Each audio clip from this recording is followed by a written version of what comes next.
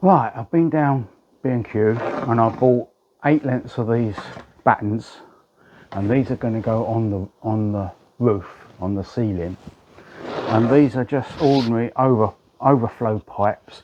I think they're 21.5mm on the outside, and these are the kind of thing you have on a water tank in a loft, and this is like the overflow if ever it overflows to the outside. So these are dead cheap, that's why I bought them. Now the idea of these is I'm going to put these on the floor and I'm going to wrap the plastic round there, so when I don't need to use the plastic I can roll the plastic up and then attach it somehow to the roof and just leave it up there. That's the idea. I don't know how I'm going to do all this. I'm just going to make it up as I go along.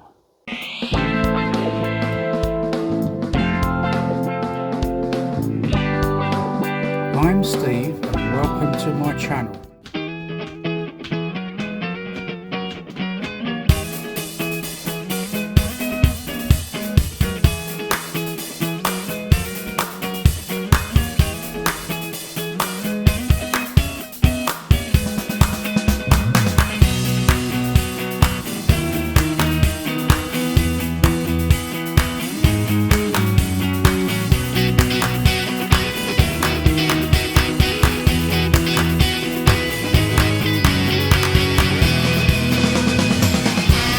If a job's worth doing, it's worth doing well.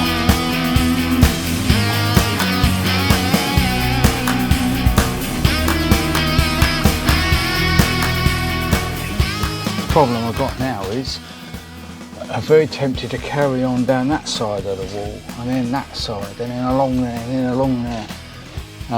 No, I won't be tempted to do that. It is very tempting because it looks nice. The reason I've had to do this is because this was the original wall to the garage, and I went down with an angle grinder down there and down there, and then I chipped all this away. These are new bricks here, so that's why it's all rough and I couldn't get a seal, so that's why I've had to cement it along here. So I'm not going to put a battening down here. I'm going to use this Velcro and it's sticky back, and I've tried it on the plastic in it and it actually sticks very well. So I'm going to try to stick it down here now, and the idea is that I can undo the Velcro and roll it up. That's the idea.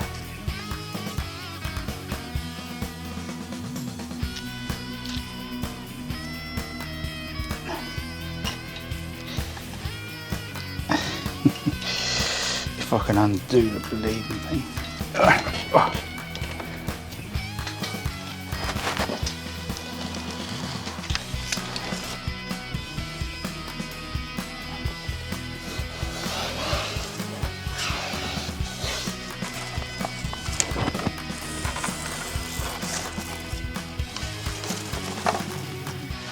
Right, well that's stuck on very nicely.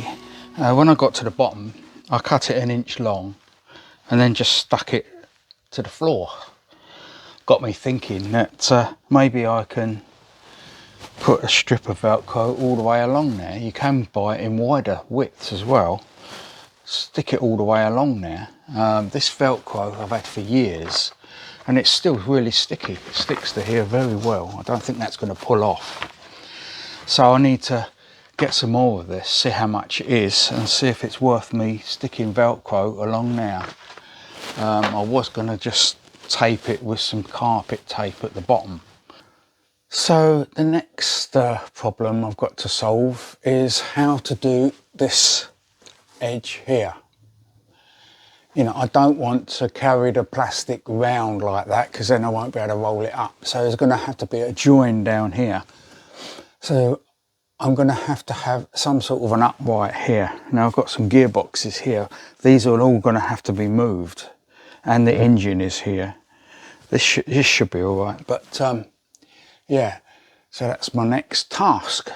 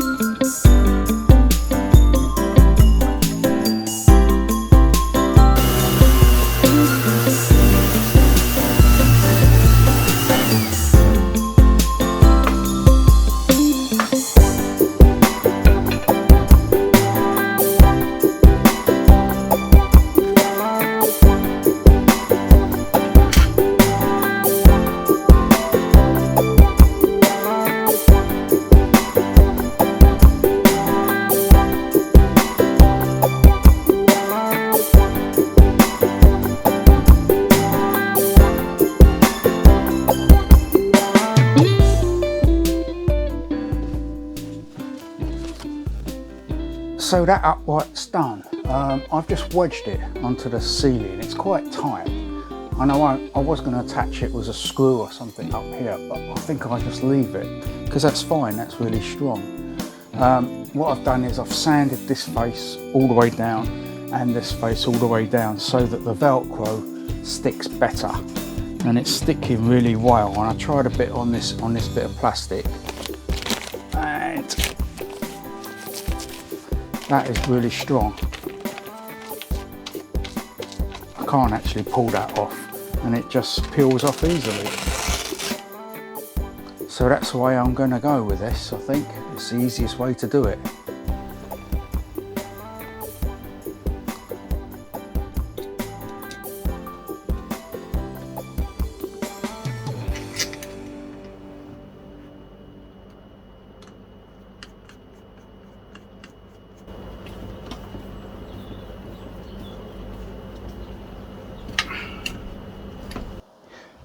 In the first video about making my own spray booth, I talked about how this is going to be too fierce, too much, and it's going to blow the plastic out too much. And I was thinking about ways of slowing it down. And a guy called David Coleman put a comment on that video, and he said, why don't you use an ordinary dimmer switch for a light?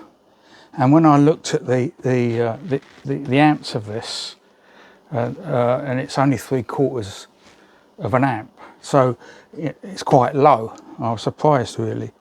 So I went on the internet and had a look at different speed controllers and things, and they were talking about the cheap ones make the motors hum too much, and it's really noisy. And there's a thing called a variac. Now I did find a cheap variac. It was brand new. It's a big round pot with a big round knob on the top to actually adjust the voltage. But I thought before I actually go and buy that, I'll have a look in my cupboard here, and I found this dimmer switch. Now I do remember when we moved into this house, this was in the living room, and then after a year or so this one broke, but this one's still okay. So I've wired it all up, and it works very well. So thank you, David Coleman. So I demonstrate it. I just put this in the wall, normal output, and this is going to the fan. So there's a switch on here, and there's also a switch on here. So if you push it down, it's off. So it won't go. So I can turn that, nothing will happen. So I've turned that right down, turn it on.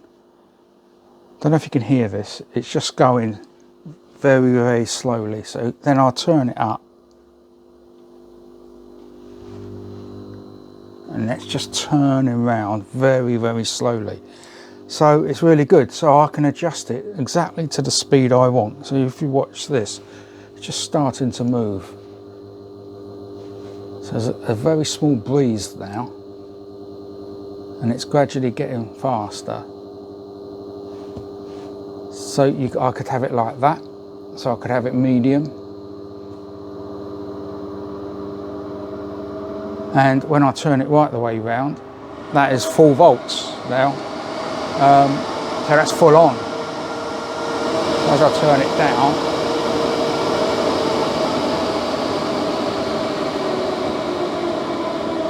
I think that's quite sensitive. It might be a job to get the exact right speed that I'm looking for. But as you can hear, it's like half speed at the moment.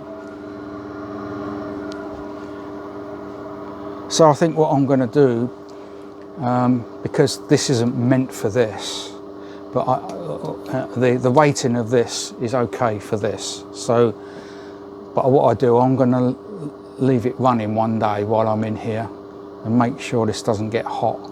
But I think it should be fine. So that's this side virtually done. I haven't put Velcro on the floor. I bought some more Velcro, and this is genuine Velcro.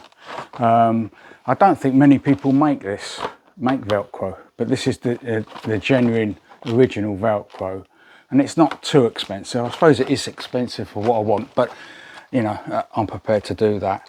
And I stuck a bit on here, and it's good. It's sticking lovely. And so what I've done is I've stuck the hook side of the Velcro onto the wood, and the same there, and the loop side, I've just put the loop side on there. So now I'm going to put a length of this plastic up under that batten and see how it goes.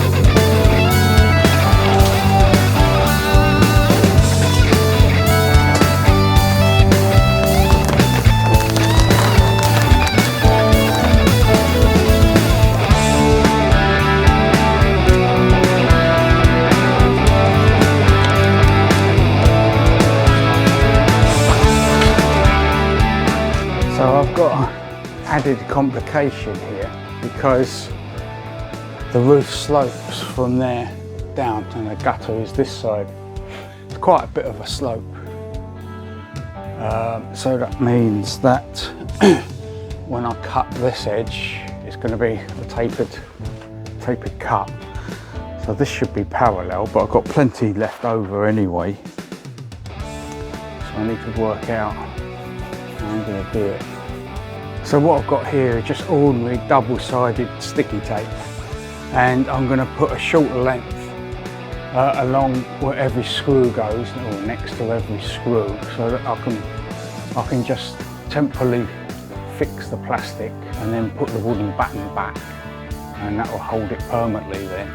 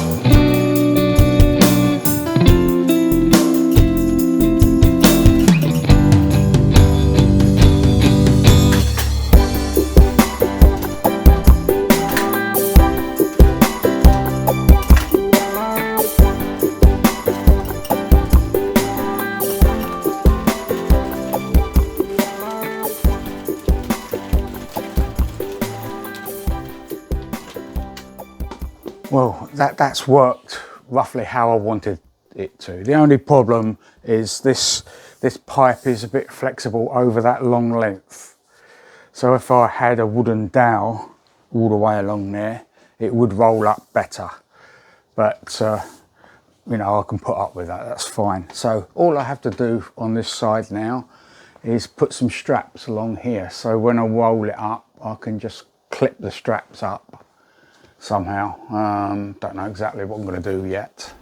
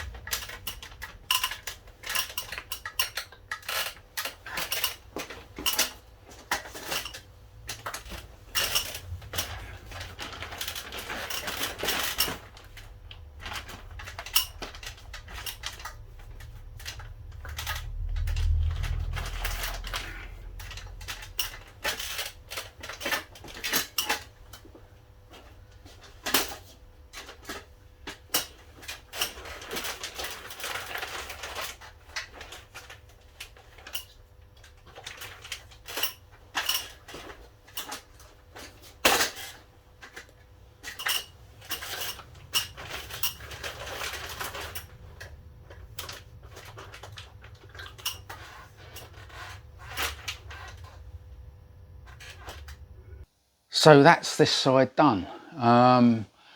It all went to plan. The only thing I didn't foresee was that the elastic that I purchased was cheap and it's not very strong, so I ended up putting 5 instead of 3. Apart from that, it's all gone as I planned really, so I'm pleased with that.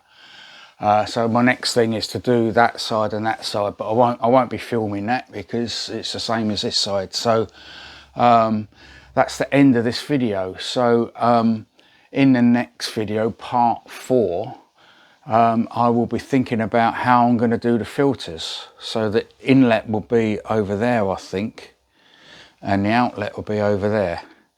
So I need to buy some filters and then figure out how I'm going to fit them. So thank you for watching and hope to see you next time.